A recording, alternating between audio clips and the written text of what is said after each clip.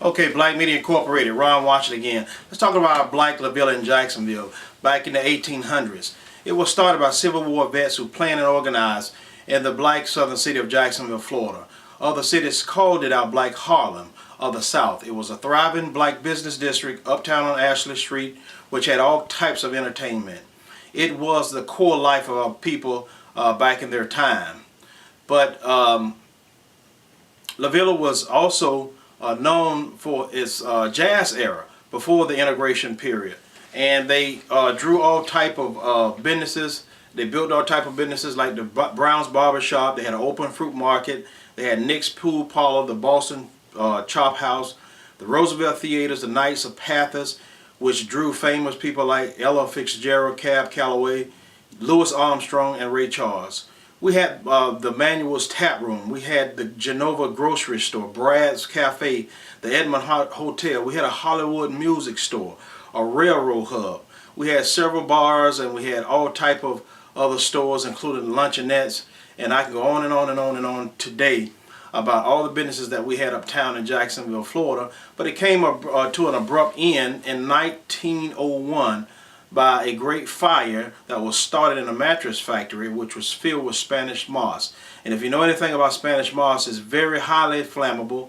And one of our famous educators, James Will Johnson, wrote in one of his books that La Villa might have been saved if it wasn't for the racial hatred of the fire chief and the fire department here in Jacksonville.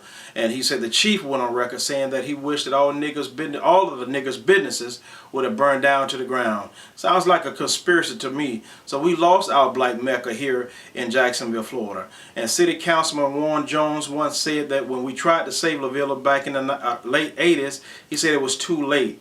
So now we are stuck with a legacy that most of us, or most of our young people, don't even know about here in Jacksonville, Florida. And this is why I'm doing all these videos concerning the black economy, because we need our black economy, because we actually had one here in Jacksonville.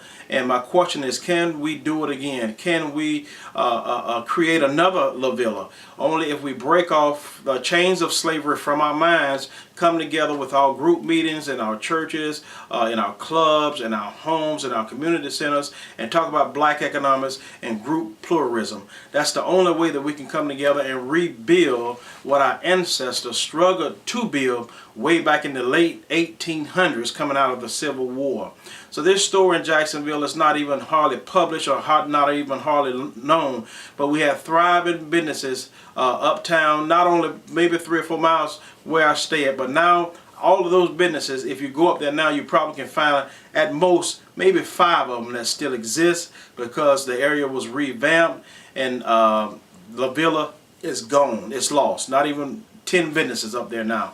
But it was our first black epic center. It was our first black, one of the first black recorded successful neighborhoods in the South, and that's Black history here in Jacksonville, Florida. I'm your brother Ron Washington with Black Media Incorporated, and I'm saying this: I'll see you on the next video.